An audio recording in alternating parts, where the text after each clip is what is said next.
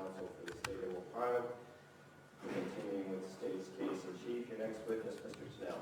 Tom Molyneaux, please. Sir, you solemnly swear or affirm the testimony about to give this matter to be the truth, nothing but the truth, so help you God? I do. Would you tell us your name, please? Tom Molyneaux, And spell your last name. Molyneaux. Okay. And Mr. Molyneaux, speak up real loud for us, okay, so everybody can hear, all right? Okay. All right. Where do you live currently? I live at 944 Oak Brook Drive, Ashland, Ohio. And how long have you lived there? 17 years. And at the moment, do you live there by yourself? Yes. Who used to be there with you? My wife, And what was her name? Mary Lou. And Mary Lou has passed away, is that correct? Correct. When did that happen? October 27th, 2017. Okay, well, we're sorry for your loss, sir. Thank you. Did you two own a camper at Charles Mill Campground at one time? Yes, we did. Do you remember the lot number? 307. And do you own that still? No. Okay. And how long had you had a camper at the campground? I'm not sure how long we had it there. It was there for a long time. Okay. Years? Yeah, many years. And how often would you go down? Well, we didn't go down very often in the last few years because my wife was sick a lot. So I went down there in 2016 and, did the yard and set the camper up some, and we were going to take a trip down there on 4th of July. Okay. And how, when you said you went down to set the camper up, what did that involve? Well, I had to cut the grass, every week or so, and I had to put the awning down, put the chairs out, and get the camper ready to go. Okay.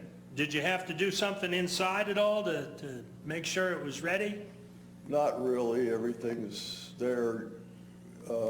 We might bring stuff extra, like we'd have to bring food, but the refrigerator and everything is there, so we didn't have to do anything. So you didn't regularly keep food or those sorts of items in the camper? Well, I would when we camp regularly, but I hadn't camped, so I didn't have the refrigerator on yet. Okay. And so you were planning on bringing that with you? Pardon me? You were going to bring that with you? Food? Yes? Yes. Okay. And describe your camper. What's it like on the inside now? In the front, there's a bedroom. Then there's a little living room with a home entertainment center. Then there's a kitchen. And as you go back, there's bunk beds, and there's a bathroom. And with the exception of food being inside, was it ready to be lived in? Yes. Okay, so it was move-in condition, I guess, as they say. Yeah, we probably would have done some more cleaning, but everything was there you would need. Okay. Everything you'd need to live in it. Yeah. Okay. And there come a time in, I guess, June there before July 4th that you came down to the camper? I think it was June 30th. And who was with you? My wife. And your plan was to stay for how long? Well, we weren't going to stay that night. We were going to do some cleaning and get ready, make the bed and stuff. And then we were going to come down later. I don't remember exactly which day we was going to come down, but we were just going to get, things set up better. And had your wife been able to come down to the camper, No. I guess previously? No, we hadn't been down there camping all year. And the year before, we didn't camp there hardly at all either. Okay, so was she feeling a little better at this point and was able to make the trip? Well, she wanted to do it real bad, and so she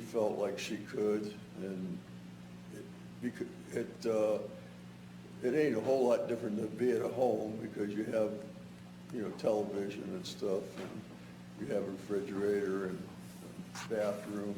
So it wasn't that hard on her if she felt good enough to be there. And what, generally speaking, was her condition? They were trying to find out what her problem was. They were doing biopsies and stuff because they suspected cancer. Okay. And when you came down on June 30th, what'd you find? When I first pulled in, I seen that the window on the patio was a little bit open, which was unusual. And then I went over and checked it, and it had been broken into. The screen had been cut, and the window was damaged. Then we went inside, and there was just trash everywhere. So we went down and called the ranger, and he came up.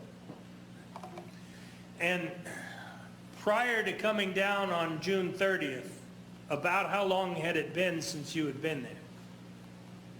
I would say that it probably a week to 2 weeks, somewhere in that range, probably closer to a week. Okay. I'm not sure exactly, maybe 10 days. And It hadn't been a long time. I take it when you were there last, the trailer inside didn't look like that? No. Okay. And did the Rangers come? Yes, the Rangers came and they brought a gator up, and they went in and took all kinds of trash out and put in the gator, and they took stuff for evidence, and they were real helpful. Park manager also helped, and they had us stay outside mostly. Okay. So you just went in initially and left to report it, Yes, and then they had you stay outside? Is that correct? yes. The trash that they were taking out then, was it things of yours or things that didn't belong there? I don't really know. They wanted a list of things that we were missing, so we went through briefly, and we didn't know for sure how much stuff we had there. And then some of the stuff we thought was missing was actually just stayed there, but it was relocated. So I don't really know what was missing or what wasn't missing. Okay. But it was in a state of disarray inside? Yes. There wasn't no really permanent damage done except to the window. Except the window? Yeah, inside it was just garbage and trash, but there was no real damage. And are you able to say what was missing, if anything? No. Okay. Were there items that were used, I guess, that were no longer usable, that maybe had to be thrown out? Well, I threw a lot of things out because they were disgusting. Okay, like what? There was a little crock pot that had food in it. There was dishes. I didn't want to bother with them, so You weren't going to clean them and reuse them? no. Now, was that your crock pot and your dishes? Yeah, they're there all the time. Okay, things you'd leave there Yeah. for your purposes. All right.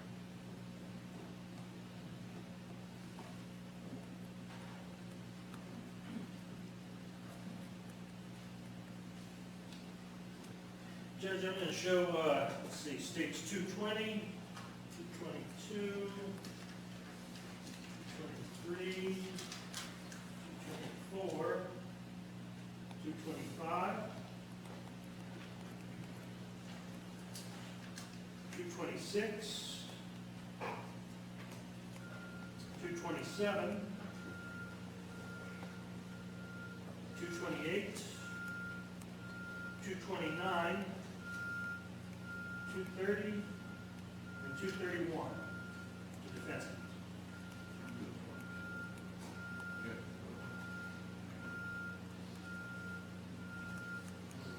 Judge, if we could publish these as we go. Any objection, Mr. Whitney?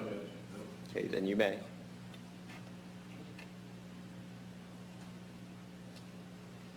Go back here and start with one we already did. So, I'll show you State's Exhibit 220.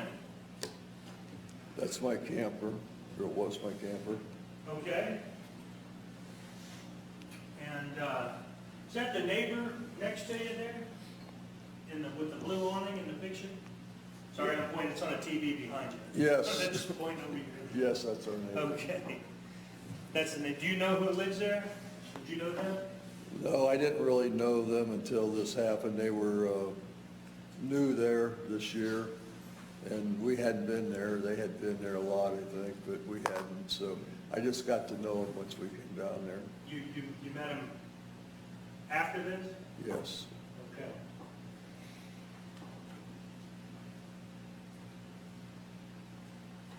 Show you Exhibit 221.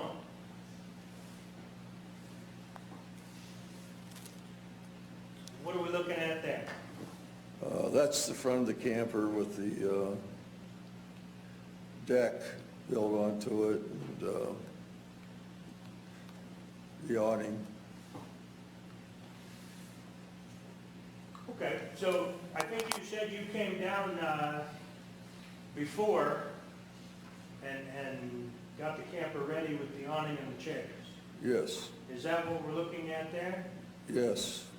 Now, can you see in that picture the window that was cut? I'm not sure. I don't think you can.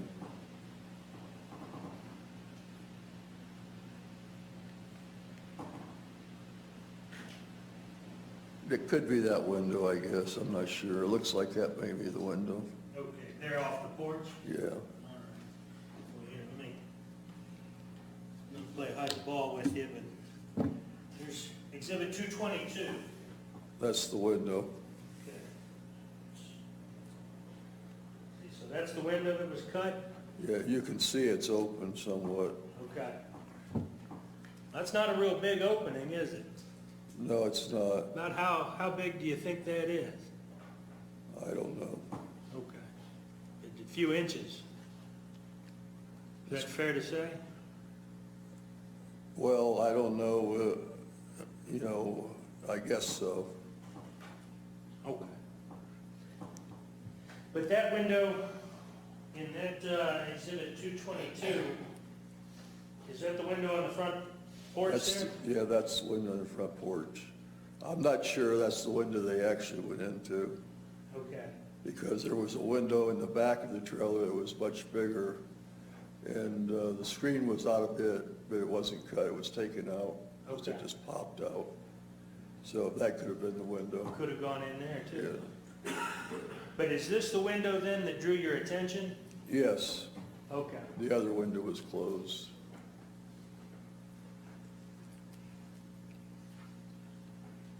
I'll show you. It's Exhibit 223. What are we looking at there? That's the couch in the, I think that's the couch in the living area. Yeah. And then is this a view through the front door? Yeah, I guess it is. The windows are in the back of the trailer. Okay. Now all that, I guess I'll just call it stuff, on the floor and on the table and on the couch, it's pictured there. Is that things there, was that like that when you left? No, So that's how it looked when you entered the trailer on June 30th? correct. Any of that stuff yours? I don't know. Hard to tell, huh? Yes. Okay.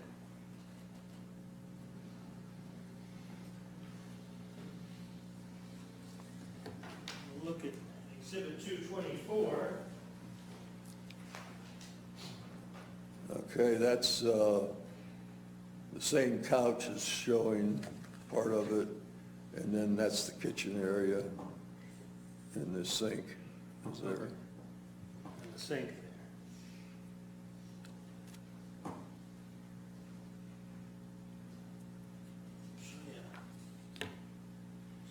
225. That's the sink. Okay, that's a close-up view of the sink then, huh? Yes. Well, take it, you didn't leave it like that. No. So all of that appeared there in the period of time you were gone. Yes. And then there's some dishes and whatnot in there. Yes. Is that your toothpaste? I don't think so. Okay, so that came from somewhere else then, huh? Fair to say? I guess, I don't know. I don't think we had that kind of toothpaste. It's kind of hard to tell sometimes when somebody just asks you what kind of toothpaste you use. You gotta think about it for a minute, right? Yeah, But you don't think that's your brand? I don't think so. Okay.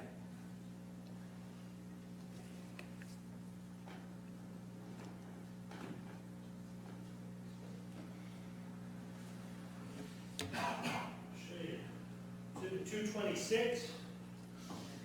That's the kitchen table. All right. And looks like there's more things on that. Was that like that when you left?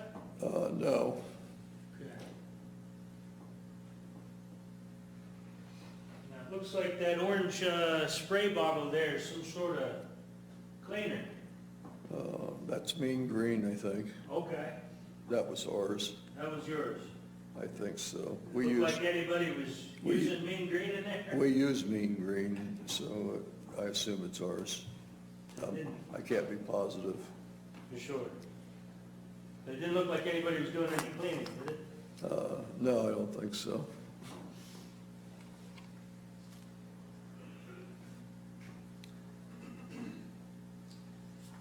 Show you exhibit 227. That's the living room again. Okay. And, is any of that your stuff? 227?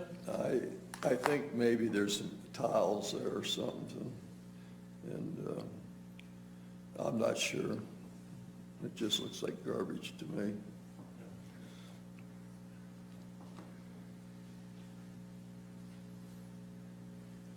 $228.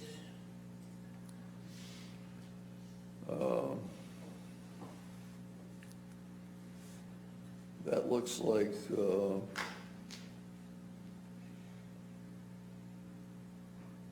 either the kitchen or the hallway. I think it's a combination possibly.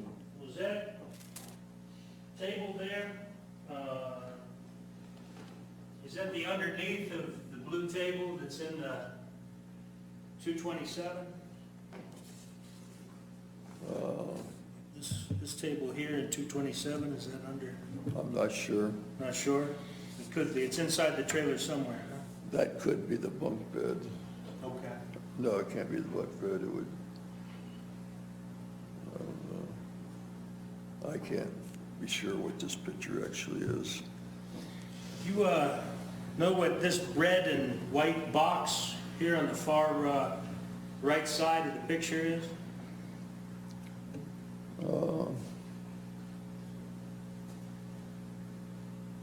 No, I don't know what it is. Okay. Looks like it says, It looks like it might be beer. you read this word here, does it say cigarettes? Oh, that's what it is, yeah, cigarettes. Okay. Do you or your wife smoke? No. Okay.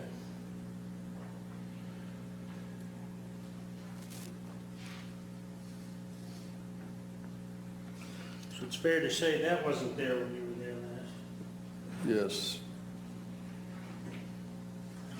Exhibit 229. That's the bathroom, and that cooler on the top of that counter belonged to the neighbor, I think. Okay. And I The washcloth's probably ours, and the waste paper basket, I suppose.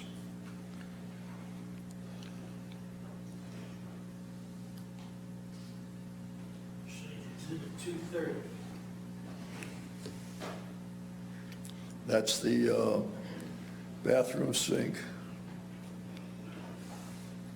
Okay.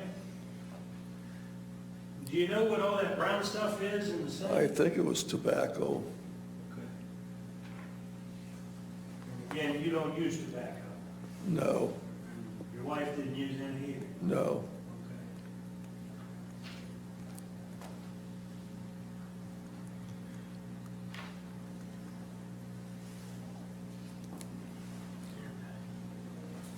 Exhibit 231.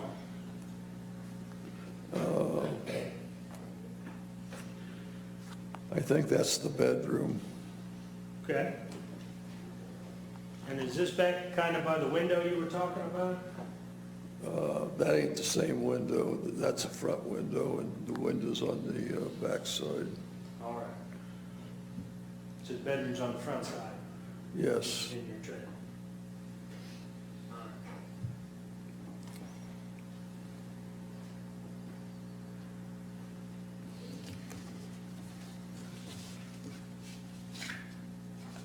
There were no clothes on the bed. The bed was just stripped. Oh, the bed was stripped? Yeah, Now it looks like there's, well, we had blankets and stuff stored there, so, okay, but it looks like somebody kind of made the bed. yes. So what do you think was going on in your camper while you were going there? I think that somebody was having a camp out. Did you give permission for anybody to be in your camper? No, Do you give permission for anybody to use your stuff? no, Use your dishes or? no.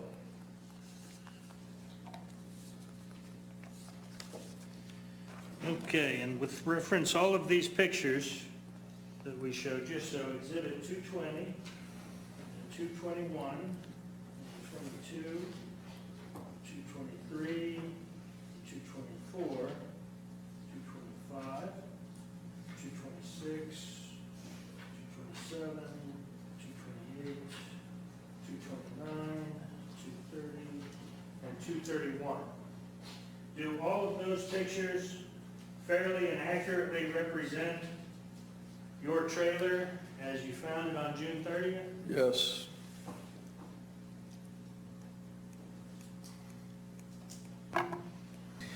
Now, did you find clothing in the trailer that didn't belong to you? I think there was some there that didn't belong to us. I think the Rangers might have taken some of it. And the Rangers, that was my next question, is you think the Rangers took some of it? Yeah, I think so. And Okay. anything else I threw away. Because you yourself, you did have some clothing there. Yes, I did. Had it appeared somebody had used it? Yeah, I think so. So what'd you do with it? Throw it away. Okay. You didn't give anybody permission to wear your clothes? No.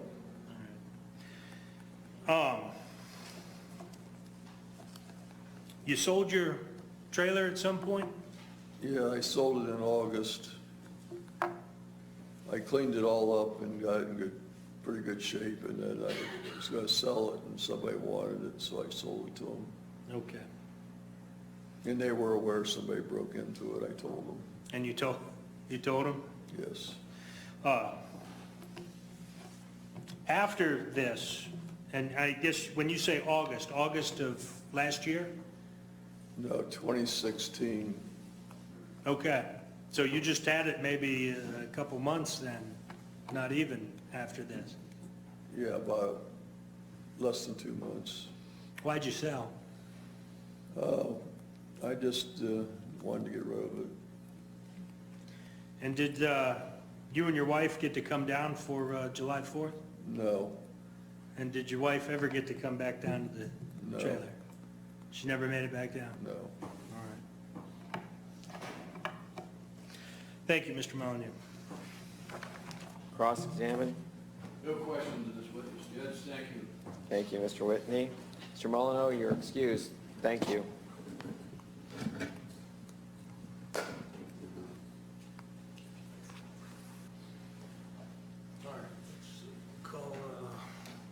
Mark Boggs, Your Honor. Sir, do you solemnly swear or affirm the testimony about giving this matter to be the truth, nothing but the truth, so help you God? Good afternoon. Good afternoon. Would you tell us your name, please? Yes, Mark Boggs. And spell your last name. Last name is B-O-G-G-S. And how are you currently employed? Currently employed as a police officer in the city of Mansfield. And how long have you been a police officer in the city of Mansfield? Year and a half. Okay. How's it going? It's going great. Okay. Real busy. Love it. And before that, where'd you work? I was a seasonal park ranger at Charles Mill.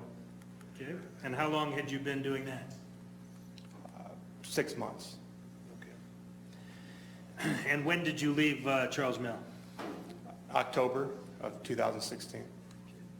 Now, the rangers down there, as a ranger at Charles Mill Lake Park, you're an employee of, what, the Muskegum Watershed? Yes, sir. And would you be a certified peace officer in the state of Ohio? Yes. And I guess that's its own police force then for the watershed, It correct? is. Yes, sir. Okay. And as a ranger down there, you're familiar with the Charles Mill Campground? I am. And were you working on June 30th, 2016? Yes.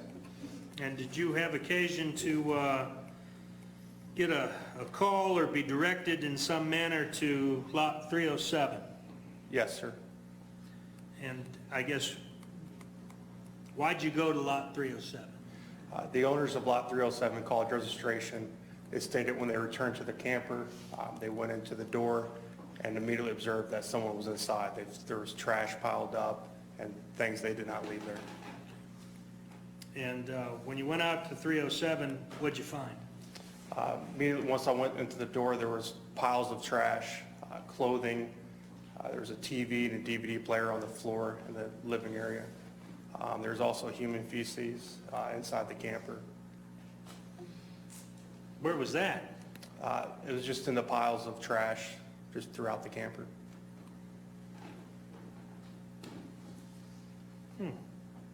Not in the toilet? Not in the toilet, no. Okay. Is there an odor to this camper then? There was. Now, in your, I guess, duties around the campground, had you been past 307 in the days prior to responding there? I have. And had you seen anyone there? I did not. So what'd you do? I was with other park rangers. We photographed inside the camper, and then we collected the evidence that was inside. We gathered everything we could and brought it to another location to further investigate. I'll show you, mark the State's Exhibit 220. What are we looking at there? This is the camper that's on lot 307. Your Honor, if we could publish that. It's previously been published. Thank you. Okay, that's lot 307. Yes, sir. Now, with the blue awning next door, is that lot 306? It appears to be, yes, sir. Now, had there been some, I guess, incident there about a week prior? Yes, sir, on the 23rd of June. Okay, and you were made aware of that? Yes, sir. So now here you guys are on, a week later, at 307. Yes, sir. Did you find that strange? Sure did. You have a lot of break-ins into trailers down at Charles Mill in your time there? Not a lot, no.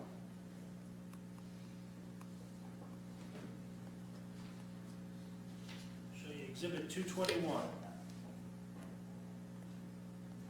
What are we looking at there? That's a view of the camper, also on lot 307.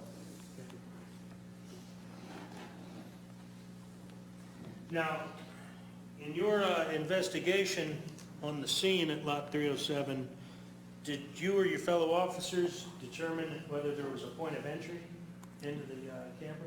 Yes.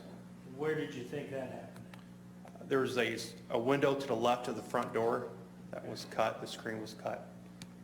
And did that appear to be the point of entry? Yes, Were all the other windows closed? I believe so.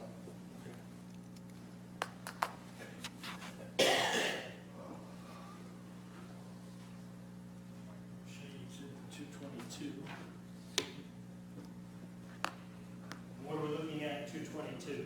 That is the window to the left of the front door. Okay. The one with the cut screen? Yes, sir. All right.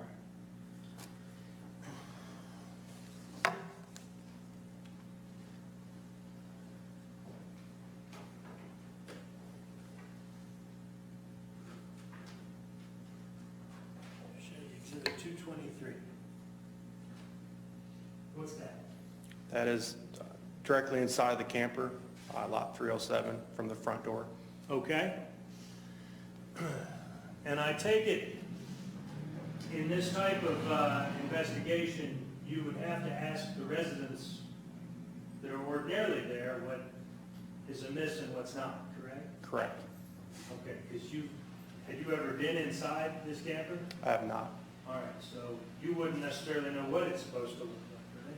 Correct. Okay. Who knows, maybe some people live like that, right? Right. Okay. Was it your information that it wasn't supposed to look like that? It was correct. Okay.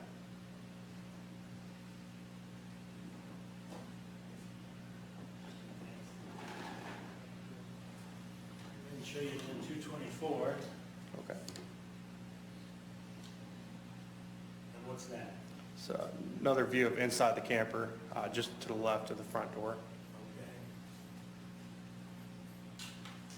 Okay. And 225. That's the view of the sink inside the camper. 226. That is another view as a table to the left inside wall of the camper.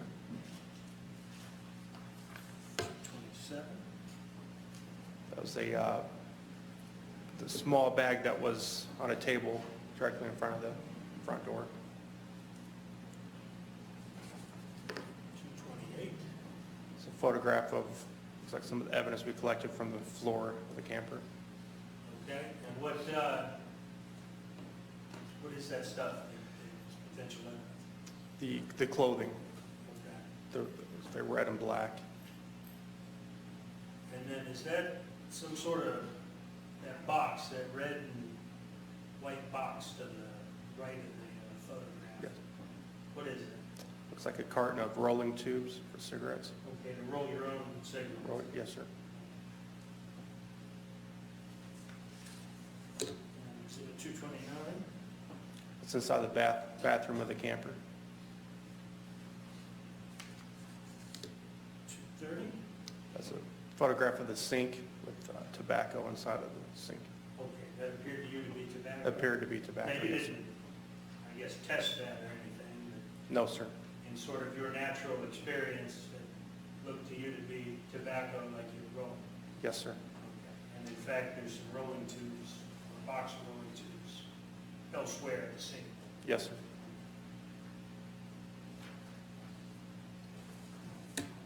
Exhibit 231. That is the bedroom inside the camper to the right of the front door. Okay. Now, the backside of that bed, is that a screen popped out of one of the windows? Yes, sir. Okay. And then did this have some clothing as well that was collected as potential evidence? Yes. All of these exhibits, here 220 through 231, do they fairly and accurately depict the scene at lot 307 as you saw it on June 30th? Yes. Now, why collect some clothing? In the hopes to get DNA for a central suspect. Okay.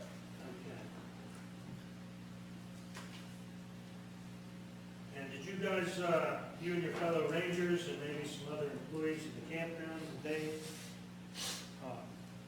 help bag up all of this trash and help clean the trailer? Yes.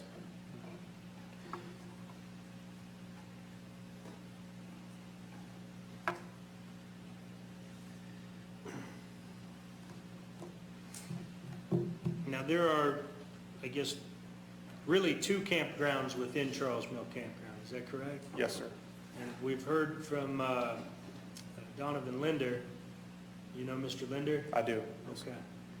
that Eagle Point is in Richland County, and then the main campground is in Ashland County. That's correct. So lot 307 is in which county? It's going to be in Ashland County.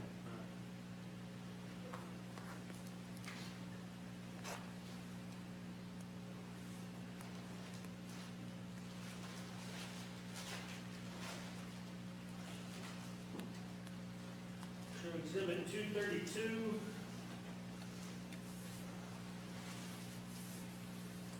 233 and 386. Two defense counsel. I'll show you what we marked as 232. You recognize that item? I do. What is that? It's a large knife. And where'd it come from? It was collected from inside of the camper in lot 307.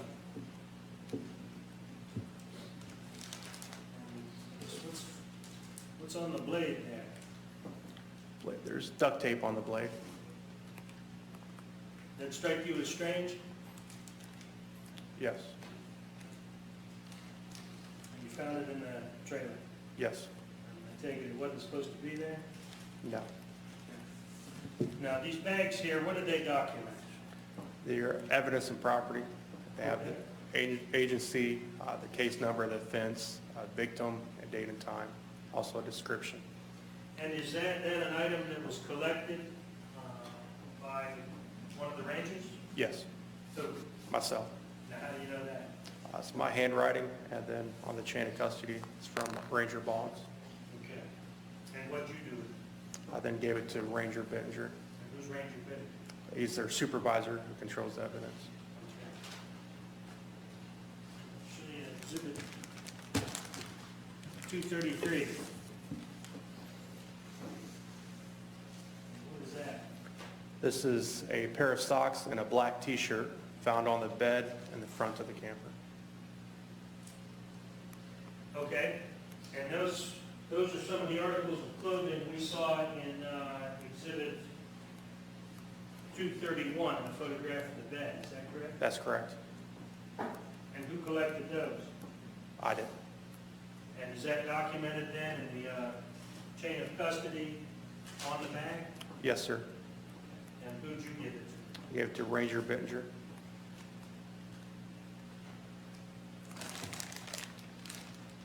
I guess you actually, the articles of clothing are contained within the paper bag Yes, sir. and then put in the plastic bag with the information, is that correct? That's correct. Does it look, I guess, substantially in the same condition as when you bagged it up that day? Yes, it does. And the same question referenced this night. Exhibit 232, does Exhibit 232 appear to be in substantially similar condition as the day you bagged it up It does. and took custody? Yes, sir.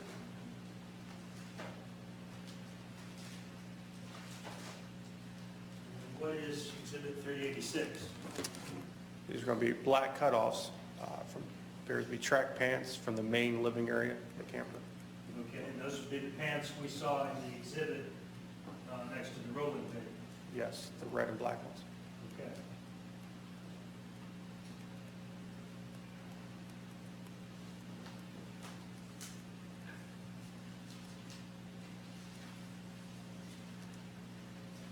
Just so we're clear, that's Exhibit 228. Yes, sir. Okay.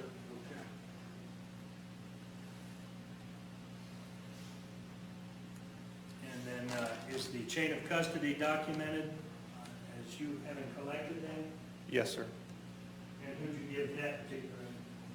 Ranger Bittinger. And again, the clothing is contained within a paper bag and then sealed within your evidence property bag. Yes, sir. Is that how you did it on June 30th? It is. Okay. Does it appear to be in the same manner, just the way it did when you bagged it up It does. on the 30th? Yes, sir.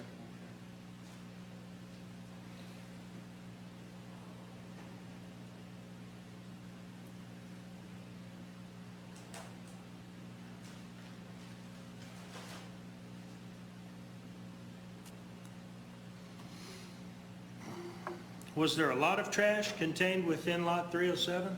There was. How much? Give us an idea. Took, to haul it out with several garbage bags full of trash, large garbage bags. Was there an item that you found stuck in a tub of butter? There was, yes, sir. What'd that item look like? Appeared to be a homemade sex toy. I guess describe it as best you can. Okay. It was an open tub of butter. In the middle of it was a large, appeared to be a dildo. It was wrapped in a garbage bag. We actually took it apart once we collected all the evidence. You took it apart, Yes, sir. just for what purpose? We had no idea why it was there, the purpose. So you just kind of dissected it? We sure did. And what was it made of?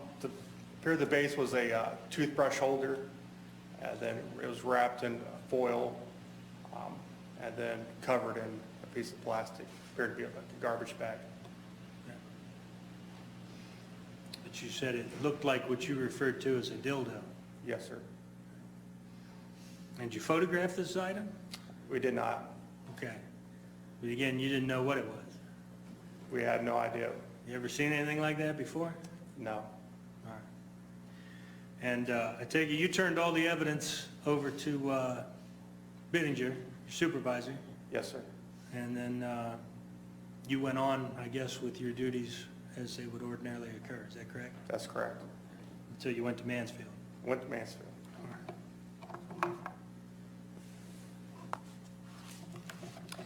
Thank you, sir. Thank you, sir. Cross? Thank you, Judge. Afternoon, Officer Boggs. Good afternoon. Sir, you had described a window to the right of the front door of this camper you've been talking about. Call that To the left. To the left to of the the front. left of the door? Yes. Okay. What would you say the size of that window was? Just approximately, investigate. Maybe 2 feet by 1.5 feet. Was it divided in two sections? There was, yes. All right. And what would be the opening of the one section? If you know the size. I would have to guess less than a foot. Okay. Less than a foot in depth? Yes.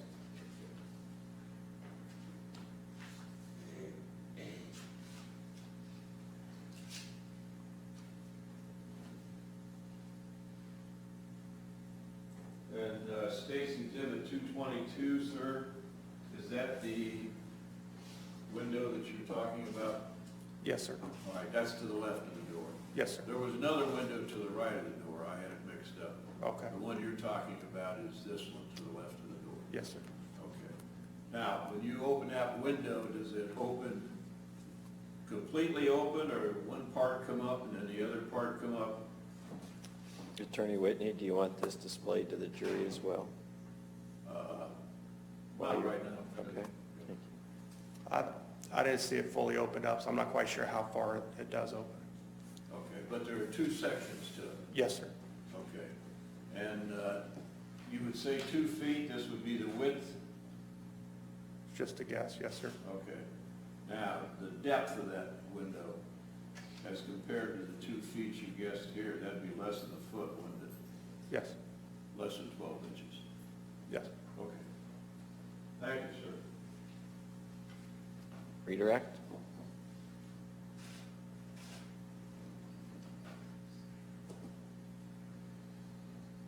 No, Your Honor. Thank you. Mr. Boggs, you're excused. Thank you, Your Honor.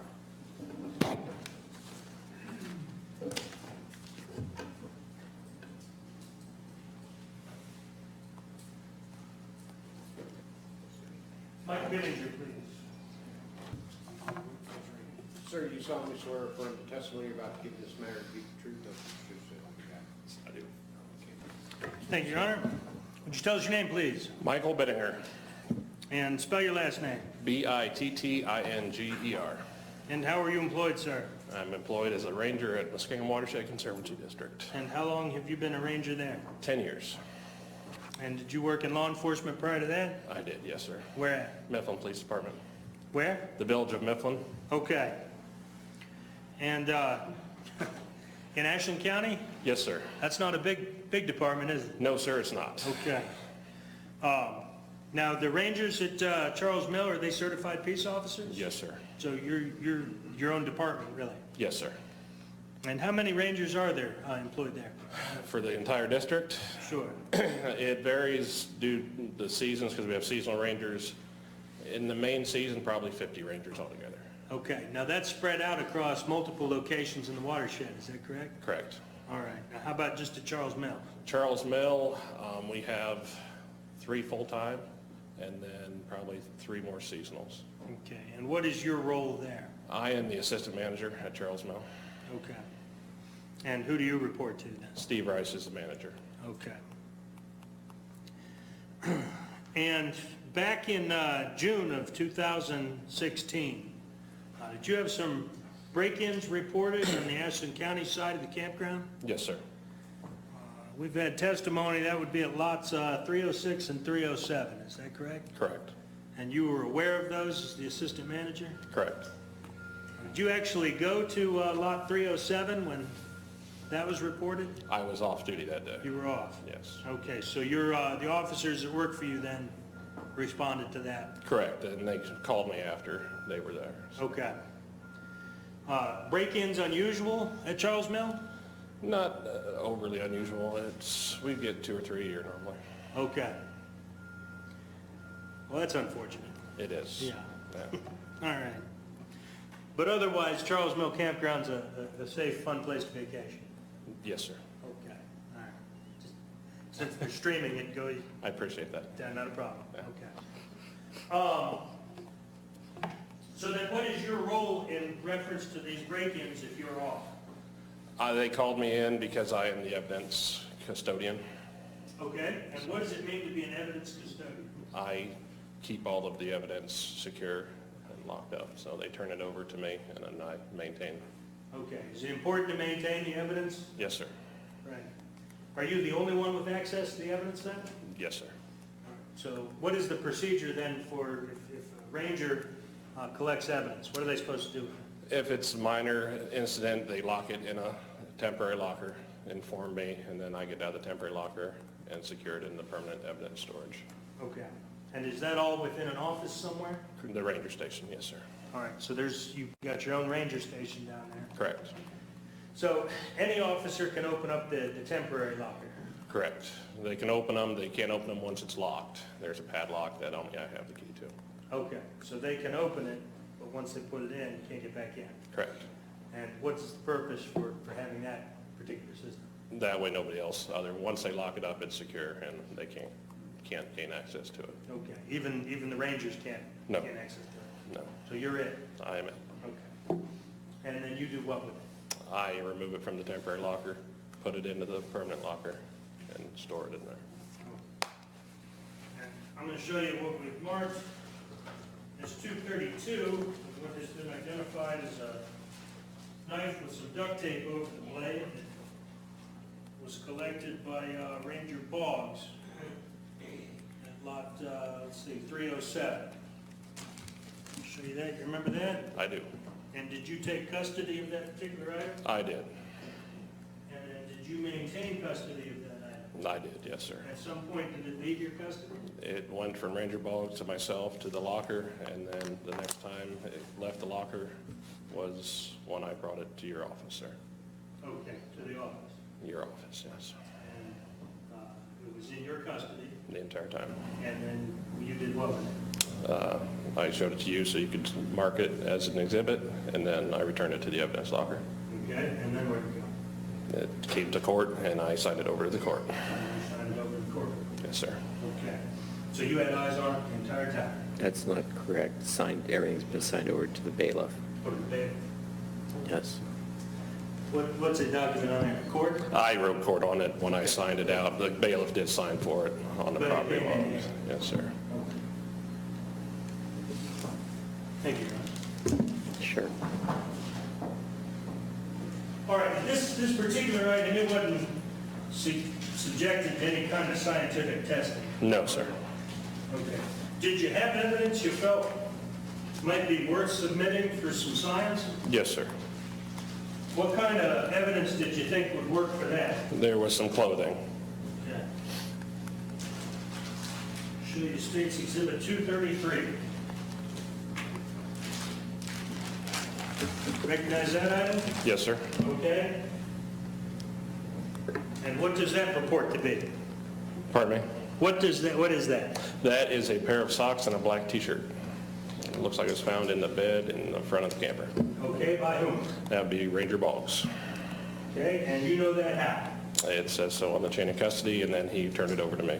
Okay. So, And then you maintain custody? correct, sir. Did it leave your custody at some point? It did, yes, sir. Where'd it go? I went to BCI to be tested. Okay, what's BCI? Bureau of Criminal Investigations, so it's state. What do they do?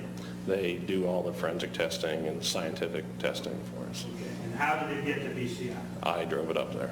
Okay, so you physically drove that item up to BCI and turned it over to them? Correct. Okay. Did there come a time when it came back into your custody? Yes, it did. And how did it get back into your hands? Ranger Brown, which is one of our rangers, drove up to BCI, picked it up, brought it back, put it in the temporary locker, and then I put it from the temporary locker to the permanent storage. Okay, and then it went where to where? Went from the permanent storage then back to your office to be marked as evidence. And you brought that with you? Correct. And you maintained that item and eyeballs on that the entire time? Correct. And then where do you go? And then it went back to the permanent storage, excuse me, and then we brought it up and gave it to the bailiff Okay. for court. To court by the bailiff? Yes.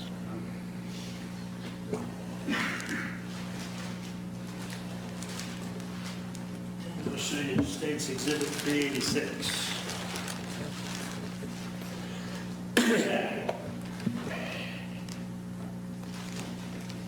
What's that? That is a pair of cutoffs from track pants. Okay. And where did it come from? It came from the main living area, collected by Ranger Boggs, and then he turned it over to me. Okay. And then what'd you do? I secured it in the evidence locker. And did it leave your custody at some point? It did. And where'd it go? Went to BCI, Bureau of Criminal Investigations also. Okay. In the same fashion as Exhibit 233? Correct. So you drove them both there at the same time? Correct. And then they were picked up By Ranger Brown. by Brown, Yes. and they came back to you? Correct.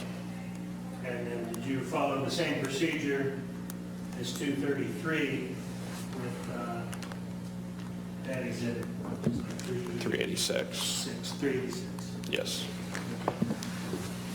And the times that it was in your custody and control, is both, all three here, this is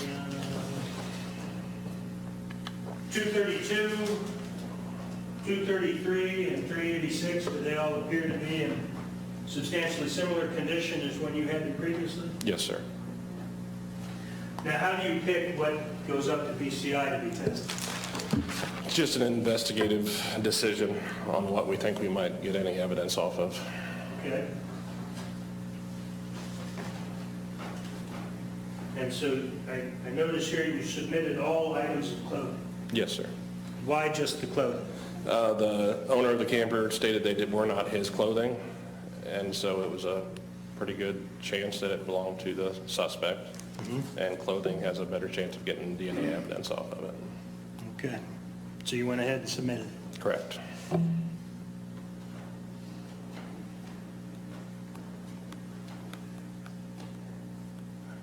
Thank you, sir. Nothing further. Cross? Thank you, Judge. Officer Bittinger, the knife you identified in Exhibit 232, did that go to BCI? No, sir, did not. And sir, this breaking and entering at these campers, I think on lots 306 and 307, did you go to the scene of each of these B&Es? After they were already investigated. I went and talked to the campers afterwards, but I was not there for the investigation of them. Well, what day do you think you might have gotten there? It'd probably been a few days later I talked to the Few days? owners. Yes, sir. Was anything pointed out to you as to point of entry for each of these, either one or both of these camper trailers? The one, they thought they went through the window to open the door, but like I said, I was not there, so I don't know. That was just the owner. You didn't investigate either with them? No, it was already investigated before. Right. Okay. You're an officer for Mifflin Police Department, Yes, sir. and is that supervised by Chief Bittinger? Yes, sir. That'd be a relative? That'd be my brother, yes, sir. Brother? Yes, sir. Thank you, sir. Hey, redirect. Just briefly. With respect to 307 and 306, both of these break-ins, they could have gone through windows, correct? It's very possible, yes. Could come through the door, correct? It's very possible, yes. Does it matter? No, sir. No. Because somebody was in there and they weren't supposed to be, right? Correct. Clearly. Clearly, yes. Thank you, sir. Thank you, Officer Bittinger. You're excused. Matt Brown, Your Honor. Sir, you solemnly swear affirm the testimony about to give this matter to be the truth and the truth. May proceed. Thank you. What's your name? My name is Matthew Brown. And how are you employed? I am the Assistant Park Manager at Pleasant Hill Lake Park. At Pleasant Hill. At Pleasant Hill, yes. How long have you been the Assistant Park Manager at Pleasant Hill? About 6 months now. Okay. Now, is that also a Muskegum watershed property? Yes, it is. All right. Where'd you work before that? I was a park ranger for Charles Mill Lake Park prior to being the assistant at Pleasant Hill. Okay. And what were your duties at Charles Mill? I just handled campground calls. I was the on-duty officer, so I'd take camper complaints and take reports and stuff. Okay. And just general ranger stuff? Yep. Okay. Mhm. And you were a certified peace officer in the state of Ohio? I am. And you were in 2016? I was.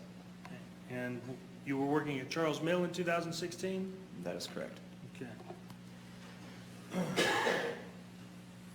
I'm going to show you two exhibits here. First, Exhibit 233 and Exhibit 386. Do you recognize those? I do. And how are you familiar with those items? I picked these up from BCI in Richfield, Okay. So BCI is what? Bureau of Criminal Investigators. And what do they do? They analyzed evidence that's submitted and tested for different stuff. Okay. So you got sent to Richfield to pick up those items. I did. And what did you do with both of them? I picked them up from Richfield. I took them back to Charles Mill, and I placed them in the temporary evidence locker. And once they're in the temporary evidence locker, who has access to them? The only person that has access to the temporary evidence locker is the Deputy Chief of Law Enforcement and the Assistant Park Manager at Charles Mill. Okay. And is one of those guys Mark Bittinger? Or Mike Bittinger, Sorry? yes. Okay. And in fact, does the chain of custody form as to both of those exhibits document your activities relative to those two exhibits? Yes. And does it document who got it once it went into the temporary locker? Yes, it does. Who was that? That was Mike Bittinger. And do both of those items appear as they did when you picked them up in Richfield and drove them back to Charles Mill Lake Park? Yes.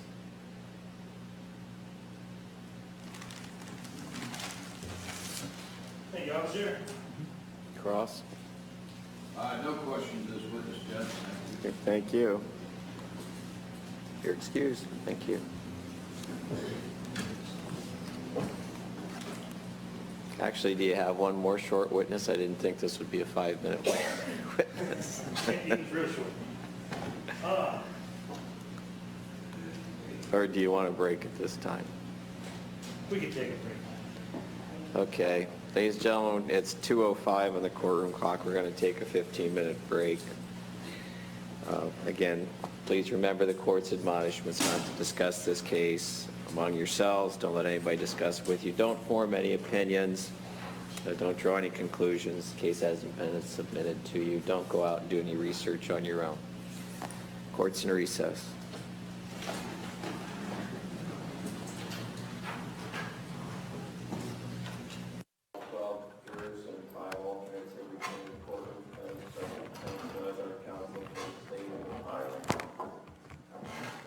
working with the state's case. Mr. Tennell, you may call the state's next witness. State calls Curtis Connor, Your Honor. Sir, you solemnly swear or affirm the testimony you're about to give in this matter to be the truth, nothing but the truth, so help you God? Yes, sir. Good afternoon. How you doing? All right. How are you? Okay. And what's your name? Kirk Connor. Okay. Mr. Connor, you gotta speak up so everybody in here can hear you, okay? All right. All right.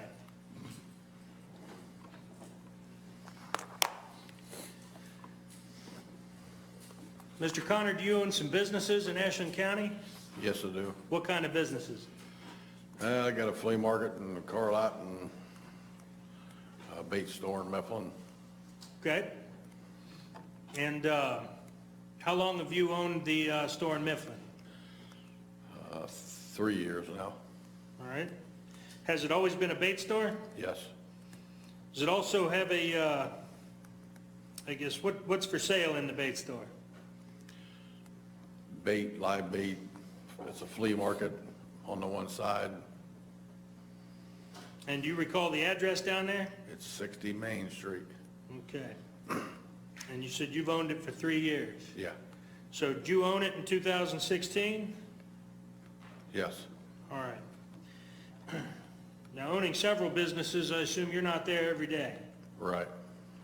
All right. Back in July of 2016, what were the hours of your business in Mifflin? It was supposed to be like 8 to 5. All right. And did you have an employee working for you? Well, he was helping me anyways. Okay. And who was that? His name was Carl Van Meter. Okay. And I guess what happened to Mr. Van Meter? He died. Okay. So he's no longer with us. Right. All right. Was he working on July 11th, 2016? Yes. And what was he supposed to be doing for you that day? Running the store, basically. And at some point, did you become aware there was a problem down at the store that day? Yeah, he called me. Okay. And did you go down to the store? Yes, I did. And what time did you get there? Approximately. Probably about 11 o'clock, maybe. Okay. And what was going on there? Carl said somebody, the back garage door was open halfway up, and there was sheriff or deputy there. Okay. And did it appear to you you'd been broken into? Yeah, definitely. And how'd they get in?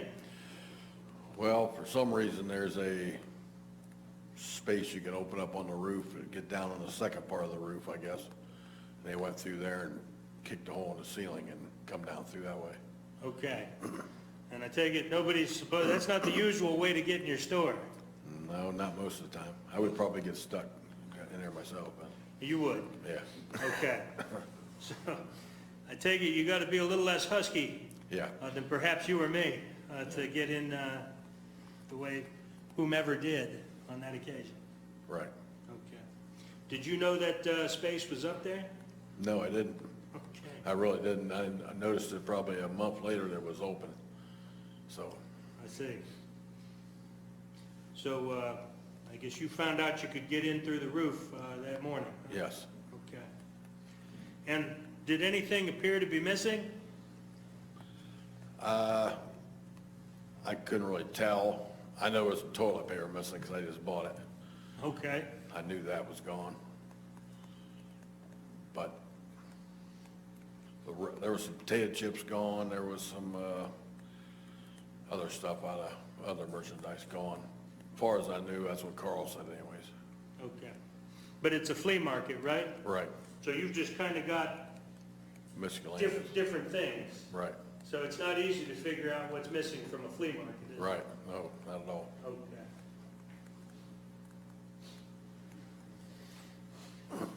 First show council, 234, 235, 236, and 237.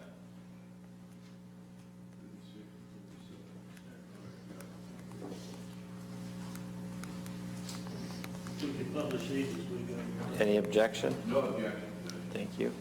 I'll show you what we marked as State's Exhibit 234. Order with looking at there? Well, that's a hole in the ceiling somebody knocked down.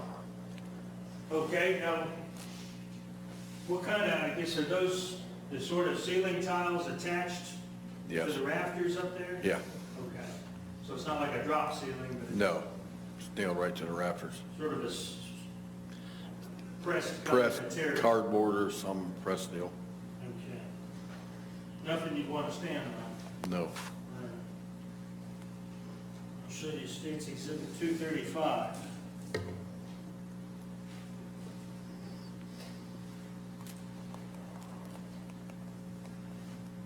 What's that?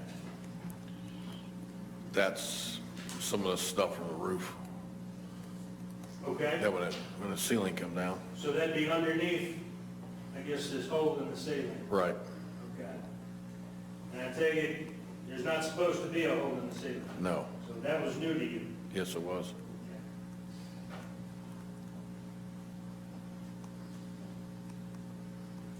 236.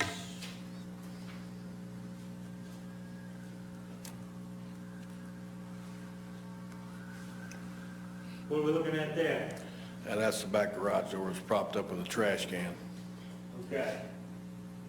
Now ordinarily, if somebody had permission to be in the store or go through that door, would they need to prop that up that way? No, sir. Is that door open all the way? It will open all the way, yeah. Okay. And stay up? Yeah, it's pretty hard to open though. That stuff to open? Right. Okay. Is it just open? Yeah, And where is that in relation to the rest of the store? that's clear in the back by the alley. By an alley? So not on the main drag? No, Now, Main Street, is that the main thoroughfare through Mifflin? yes.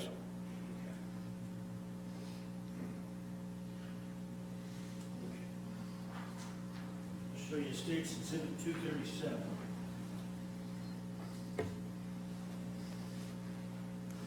What are those? Well, I call them paperweights. Right, because legally they're paperweights in the state of Ohio, is that correct? That's correct. Okay. But they're in the shape of what? Knuckles, steel knuckles. Steel. Okay. And those are items that you have for sale in your store? Yeah, And they were for sale in the store on this particular occasion? yes. Show you what we've marked as State's Exhibit 158.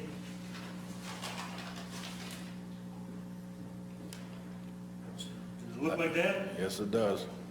Okay, so 158 here would be an item at least similar to what you had for sale in your store in July of 2016. Right.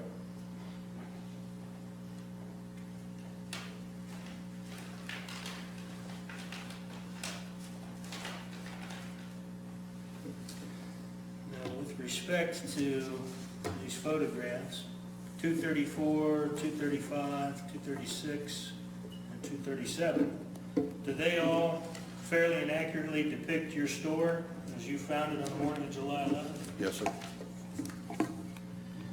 Now, you said a deputy was there when you got there? I believe he was already there, yeah. Okay. And so, a report of this break-in was made in the sheriff's office then? Yeah.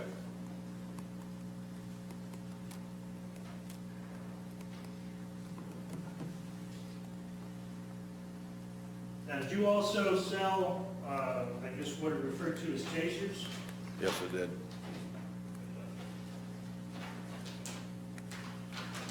I'll show you 144 and 148. 144 and 148. Do those look like anything you had for sale? Yes, I do. One or both? Both of them. Oh, both. Right. Okay. I take it you had more than one of these for sale at your store? Yes.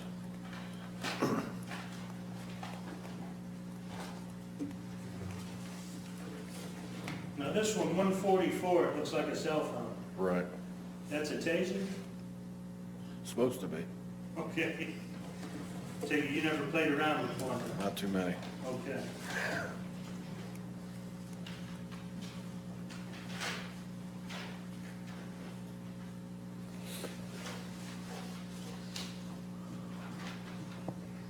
Now, with respect to all three of these, the two tasers, 144 and 148, the 158, the paperweight knuckles, they, and there's no way to tell, I guess just by looking at them, that they're for sure from your store. No. You agree with me? Right. But they are similar to what you sold items like those Yes, I did. at that time in July 2016? Yes, sir. And you didn't give anybody permission to come through your ceiling No. and be in your store during closing hours, correct? Correct. Okay.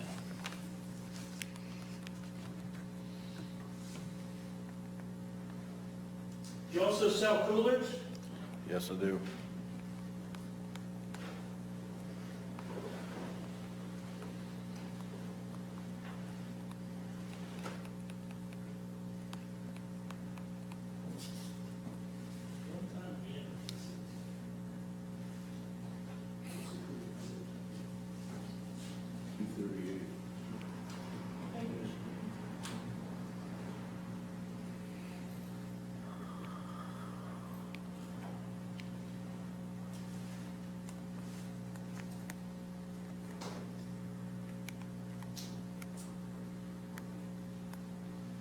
So council states exhibit 238. Got it. Right. Mr. Connor, what does 238 appear to be? Cooler with wheels on it. I do sell them like that too. And you sold coolers of this sort in your store? Yeah. Okay. Back here a little bit.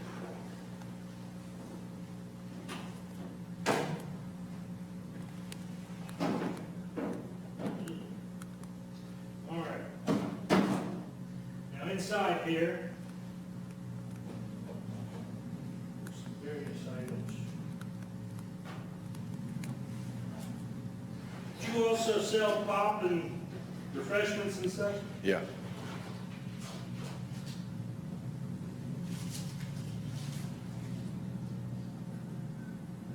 Popsicles? Yeah, I could have had some of them down there. Mountain Dew? Yep. Bottled water? Yes, sir. Vitamin water? I don't know. I don't know what the vitamin water is. Don't know. Okay. But some of those items are things of the sort that you would sell in your store? Sure. Okay. And the same, I guess, question is those other physical exhibits. You can't say for sure, just looking at this cooler here and its contents, this is from your store, correct? Right. I mean, it's pretty common to see this sort of stuff. Very common. I've got a bunch of those. Yeah, you yourself have one, probably in different stores. Okay. But you sold blue coolers like this? Yes, sir. Okay, and items like that in your store in July of 2016? Yes, sir.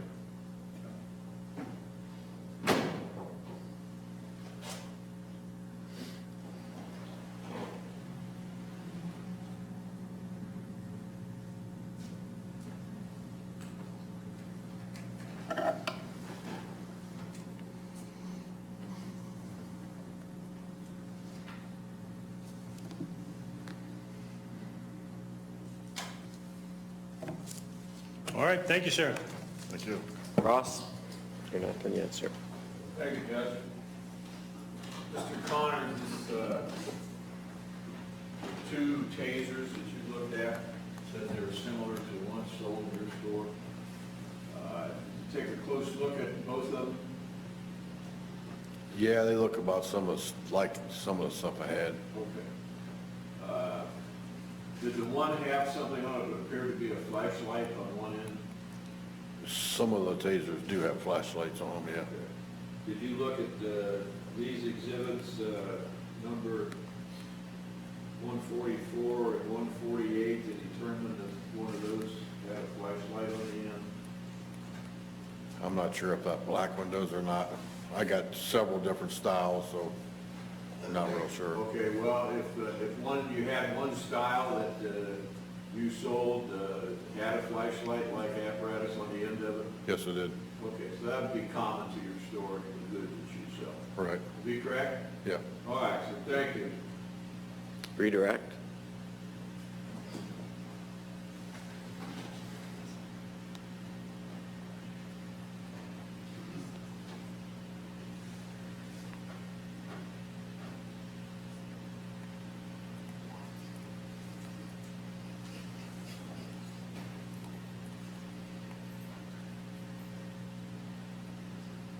Mr. Tennell, any questions? Yeah, I guess I'll go ahead and show you the taser. Find out. Show you exhibit 148. Let's take a look at it. Just asking you questions. Is that the light there in the end? Yeah, it looks like it. Okay. And you sold both types, one with lights and ones without? Yes, I did. Okay.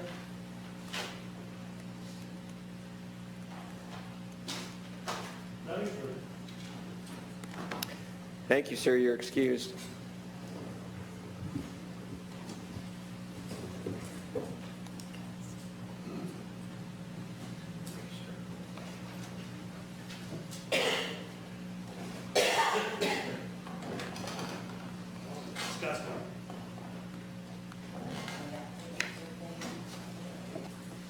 Sir, do you solemnly swear or affirm the testimony you're about to give in this matter to be the truth, nothing but the truth, so help you God? I do. All right. Proceed. Thank you, Your Honor. Would you introduce yourself, please? My name is Scott D. Smart And how are you employed? by the Ashland County Sheriff's Office. And what do you do for the Ashland County Sheriff's Office? I'm Detective Lieutenant in charge of our Detective Bureau and a Lieutenant for our Enforcement Division. And how long have you been with the Ashland County Sheriff's Office? Going on 25 years. And you are the lieutenant in both the Detective Bureau and the Enforcement Division? Yes, sir. Okay, so that pretty much puts you in charge of everybody on the road and everybody investigating crimes. Is that fair to say? I'm the lieutenant for all the patrol deputies, yes, sir, and I directly supervise all the detectives, yes, sir. Okay. And I take it you were so employed in July of 2016. Yes, sir. Did your agency take a report of a break-in at 60 Main Street in the village of Mifflin? Yes, sir, we did. And what business is that down there? It's the Mifflin Flea Market, I believe is what's called Okay. at that time. Who owns that? Mr. Connor, Kirk Connor. Okay. And when was that report taken? That would have been July 11th, 2016. All right. And what officer took that report? Sergeant Kitts took that initial report. Okay. And what happened to Sergeant Kitts? Sergeant Kitts passed away almost a year ago. Okay. And that report, however, lives on as a record of your agency. Is that correct? Yes, sir, it does. And patrol was working, I guess, reporting to you at the time? Yes, sir. All right. And were there any, I guess, investigative leads at the time of that break-in? The initial Try to solve it? The initial report was sent to the Detective Bureau for review. We did do a follow-up. Matter of fact, I did a follow-up on that, and there were no direct leads as a result of that. Okay. Now we'll move forward slightly to September, specifically September 19th of 2016. Did you again become aware of, I guess, a potential site near the village of Mifflin? Yes, sir. Okay. What was your involvement with that on September 19th of 2016? That site was located on County Road 1908, right at the intersection of County Road 1095, it'd be the southwest section. It was a wooded lotted section there. And it was brought to our attention that there was a fort/a campsite in those woods. And who brought that to your attention? It was, I'm not real sure exactly who it was. It was as a course of the investigation that was going on at the time. Okay. Could that information have come from someone at the Ashland Police Department? It could have very easily come from the police department. Okay. But at any rate, you were made aware there was a site? Yes, sir. Okay. And did you travel to this wooded lot off County Road 1908? Yes, sir. Myself and two other detectives did. Okay. Now let me go back slightly to 60 Main Street. What county and state is that located in the village of Mifflin? Ashland County, Ohio. Okay, and this wooded lot off County Road 1908, what county and state is that located in? Ashland County, Ohio. Okay. When you got out to, you and your fellow detectives out to County Road 1908, what'd you do? We proceeded to search the area, the wooded area, for this campsite/fort that was described to us, and we did locate an area in the woods that fit that description. Okay. What'd you find? We found a variety of stuff. We found a makeshift fort. Do you want me to cover as many things as I can remember we found there? Well, I guess not, what variety of things did you find? We found clothing, we found soap, we found knives, we found trinkets, we found beer cans, pop bottles, a blue cooler. We found cell phone chargers, cords. There's a whole laundry list of items we found in the fort area and immediately surrounding that area. Okay, and from what you found, I guess the nature of those sorts of items and the, I guess, fort, for lack of a better term itself, did you draw any conclusions about what someone or person or persons was doing out there? Yes, sir. What's that? It appeared that somebody had been staying out there for a period of time. Okay. And did you collect some of these items? We collected several of those items, yes.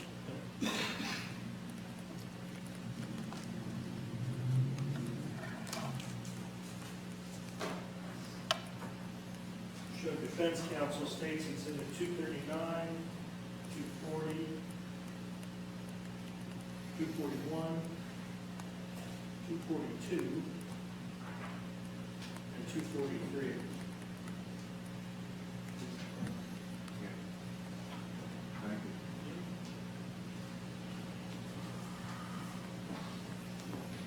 Ms. Judge, if we could publish these as we go. Any objection? No objection. Okay. I'll show you what we marked there as exhibit 239. What's that? It's a photograph. Okay, what does it depict? It's a photograph taken in the wooded area. It's kind of a distant shot of the makeshift fort campsite area. Okay, is it that, I guess what looks to be a pile of things? That what looks to be a pile of debris, logs, what have you. That's the fort area, yes. Where is this in relation to any of the roads in the area? Well, County Road 1908 runs east and west. County Road 1095 runs north and south. And approximately footage from those areas, in either direction, at least a couple hundred yards. Probably a couple hundred yards to the north going to 1908, and at least excess of that going east to County Road 1095. It's well off the roadway. So this is a pretty secluded area. Yes, in its nature, yes, it is secluded where it was at. Okay. Okay. And how far is this from the village of Mifflin? It's probably a straight line, less than a mile, road-wise, probably a mile or a little more. And I know village of Mifflin isn't that big, so. Absolutely. 60 Main Street, That's kind of in the middle of the village, isn't it? It's 60 Main Street, sits just on the west side of the village. Yes, And about the same distance from 60 Main to this location? yes. Yes.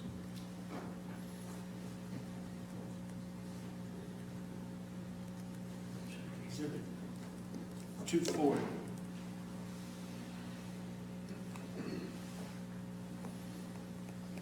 What do we see there?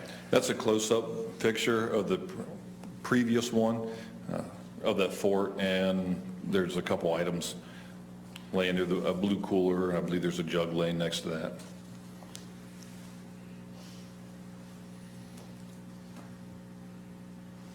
And any of those items and items that you found there, they appear to be associated with that report that was taken.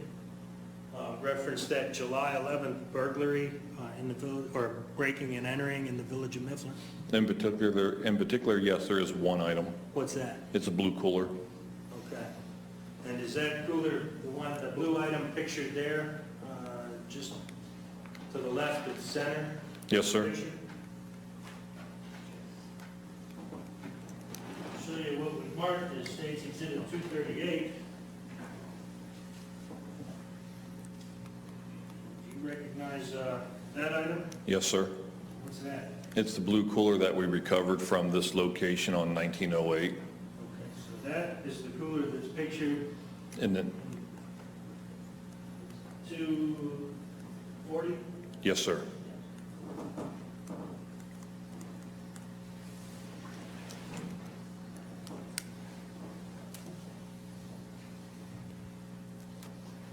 Now, from your observation of this particular fort, did it appear that at one time it was fully enclosed?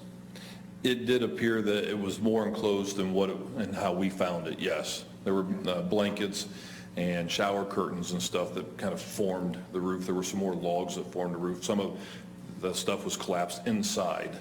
You can see somewhat of a wall structure on 3 sides there. Okay. And did it appear that there had been any recent activity when you were there? I would say probably not recent. Okay. It all looked like it had been out in the weather for a period of time. Yes, sir. Show you State's Exhibit 241.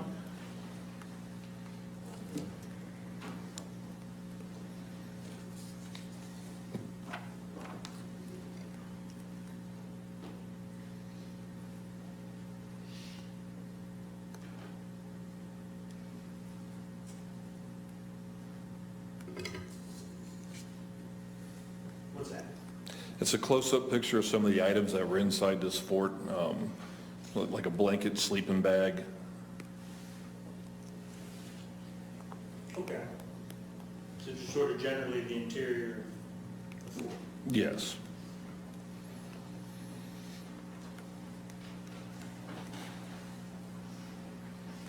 State's Exhibit 242.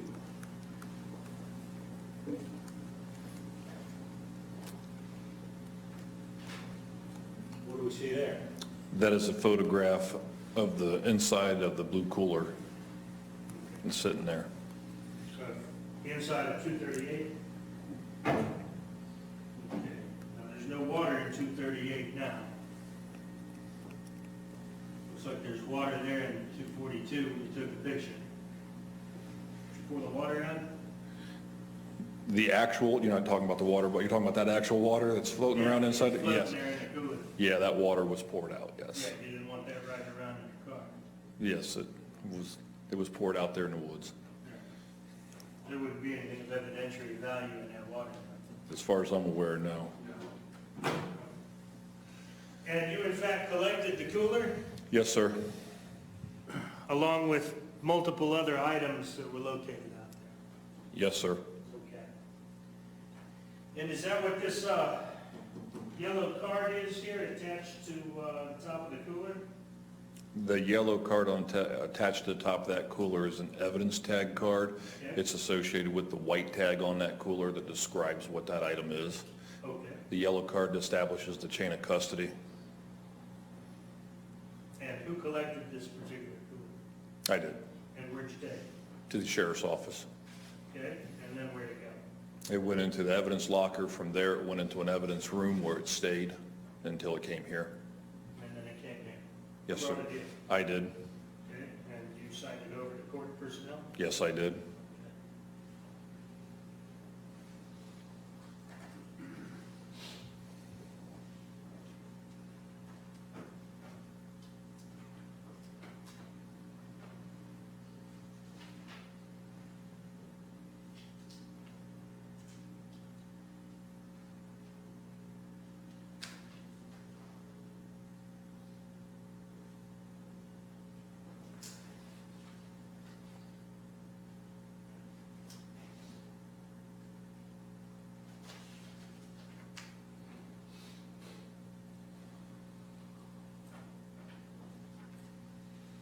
Okay, I'm gonna hand you what we marked as State's Exhibit 243.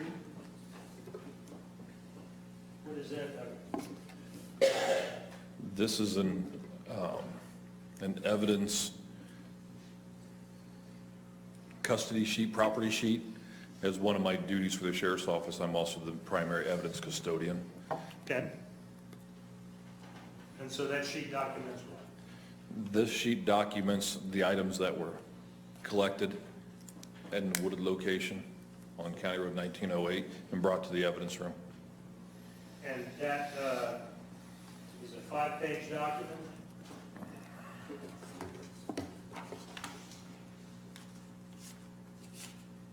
Yes, sir, it is. And it includes the blue cooler?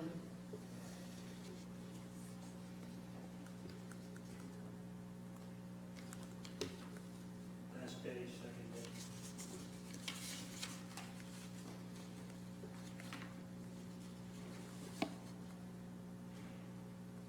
The blue cooler is listed on there, on this list of items, page 5, second entry. Okay. So, all 5 pages are things that you took out of the woods at this port. Yes, sir. And of interest, at least to us today, is this blue cooler documented by you, having been found there and brought here. Yes, sir. With reference to photographs,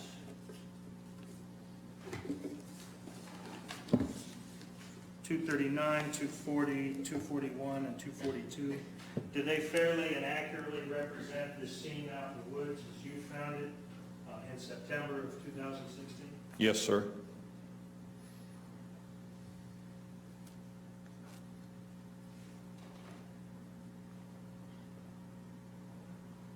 Thank you, Lieutenant. Cross-examine. No question, Lieutenant Smart. Judge, thank you. Thank you.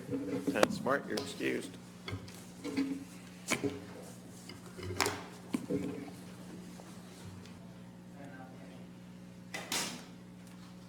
Cody Major.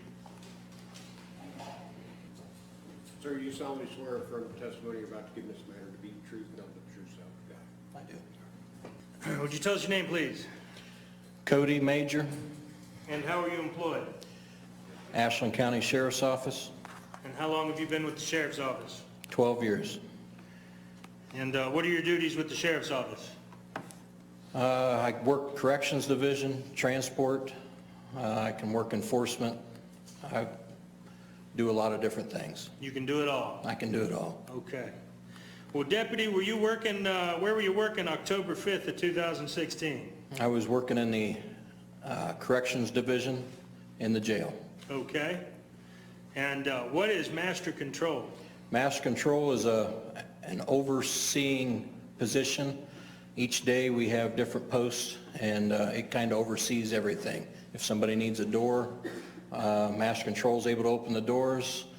You can watch cameras from Master Control. If people hit intercoms from all different parts of the jail, it goes and rings into Master Control, and then you can answer it from there. Okay, it's sort of a hub. It's the hub. And all communications can run into Master Control from anywhere? From anywhere, that's correct. Okay.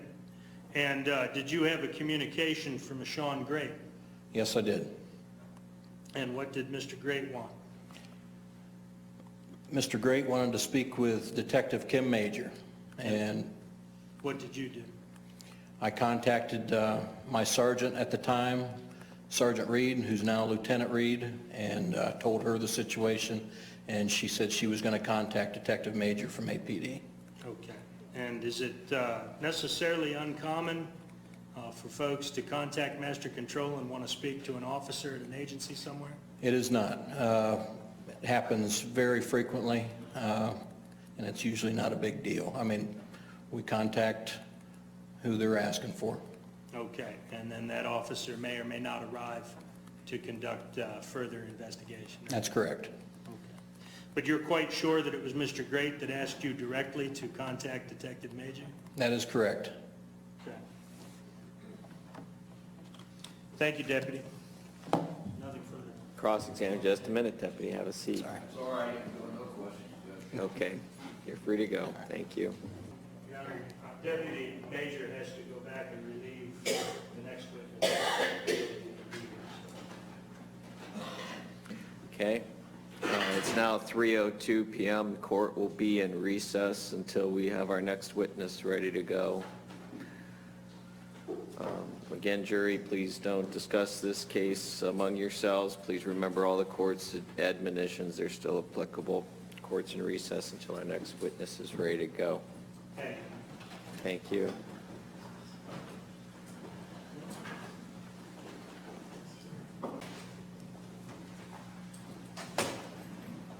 Now, 3:16 p.m., according to the record should reflect that all 12 jurors and 5 alternates have returned to the courtroom. The defendant is present with counsel as our counsel for the state of Ohio.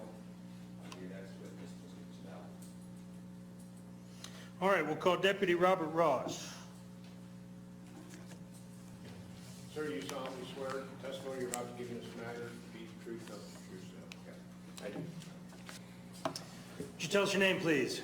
Deputy Robert Ross And how are you employed, Deputy Robert Ross? at the Ashland County Jail.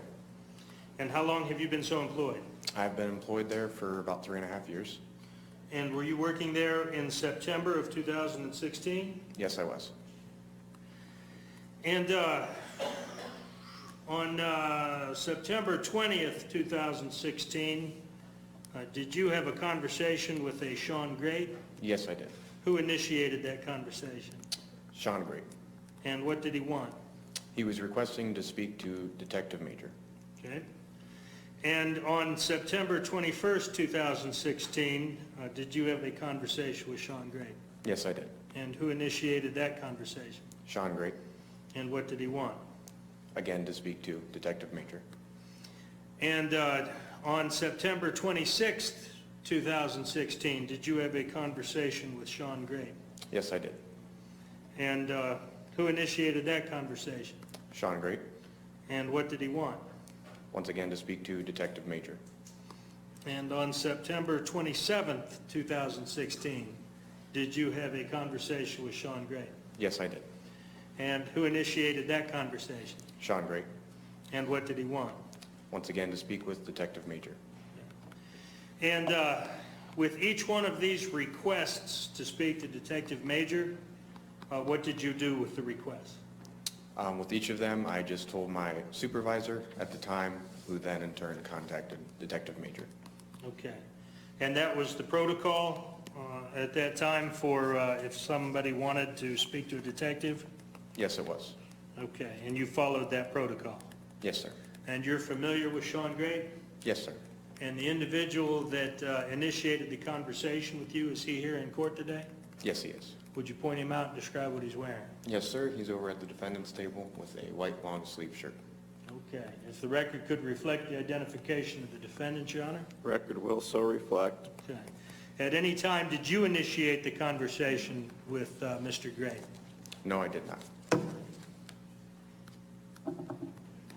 Thank you, Deputy.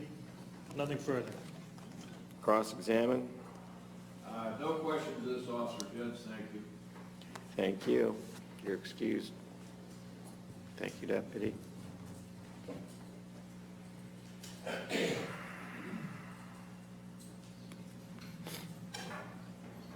Any further witnesses today, Mr. Tennell? No, sir. Nobody till tomorrow morning. Okay, what time's your first witness subpoenaed for tomorrow morning? 9 a.m. Okay, ladies and gentlemen, we're going to conclude early today. It's now 3:20 p.m. courtroom clock. So we're going to excuse you for the day and ask you to be back here again tomorrow at 8:45 a.m. in the jury room like you did this morning. We got started pretty well this morning, even considering the court having to deal with the matter in chambers beforehand. So see if we can't do as well tomorrow. Again, please remember the court's general admonitions. And please make sure you remind your family members not to send you anything via text or email that concerns this case. Don't send any pictures. I know you have to talk to your family members, but you have to be very careful if you're utilizing those services to make sure you don't receive something from a family member that's inappropriate. So remind them to help you, and make sure you're not reading anything about this in the media or the newspaper. Anything further, counsel, before we dismiss the jury? Not from the station. Not from the defense, Judge, Okay. thank you. Thank you, jury. Court will be in recess for the day, and you're excused until 8:45 tomorrow morning.